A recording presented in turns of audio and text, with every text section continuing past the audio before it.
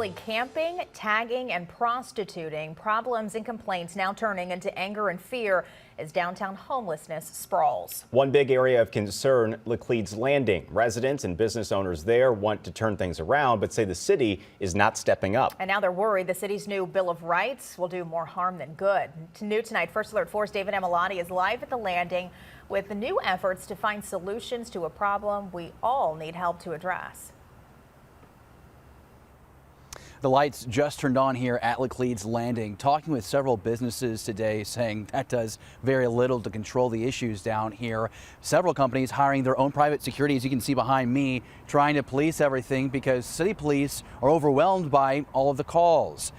We're getting our first look at some emails, dozens to the city of St. Louis, asking for more to be done from big employers in Laclede's Landing, because if they were to leave, it would be a forever lasting tragedy.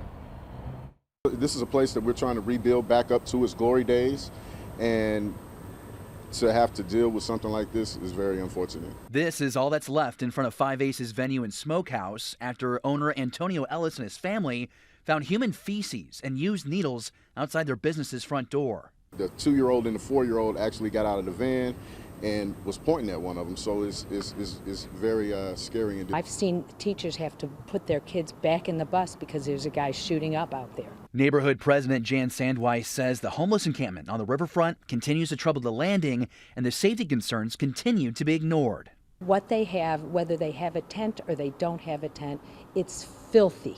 And it's not healthy for them, it's not safe for them. And I know it's a really difficult situation for everybody. And I know they don't want to move into permanent housing.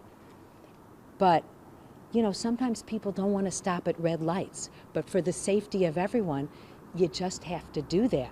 Several businesses, including Abstract Marketing Group, have reached out to the city pleading for action over the last several months. First Alert 4 obtained over 70 emails from Abstract's Director of Facilities, Mary Getz, from the city's Public Records Archive.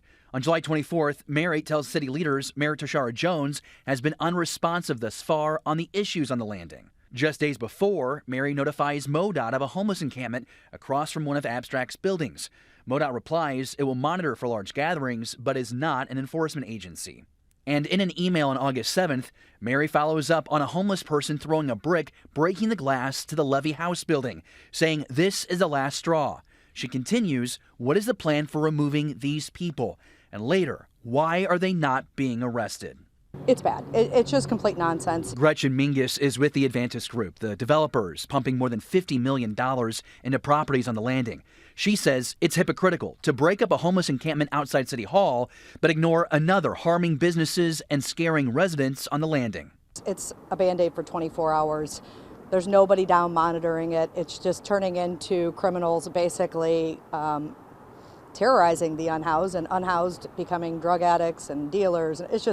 It's out of control. Mingus shared these photos with First Alert 4, showing one person tagging the Adventist Group's building.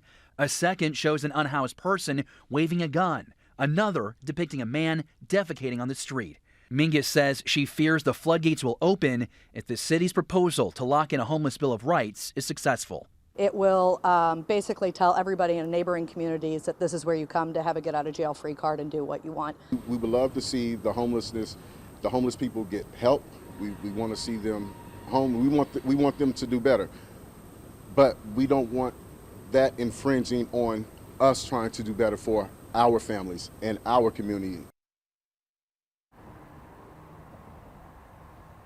Now, we did receive a statement from the mayor's office which said in part, since 2021, our administration has maintained communication with Laclede's Landing businesses and building owners around a variety of issues and will continue to engage with downtown and Laclede's Landing residents to work collaboratively on those permanent fixes.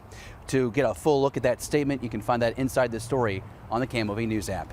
At Laclede's Landing, David Emilati, First Alert 4. David, thanks.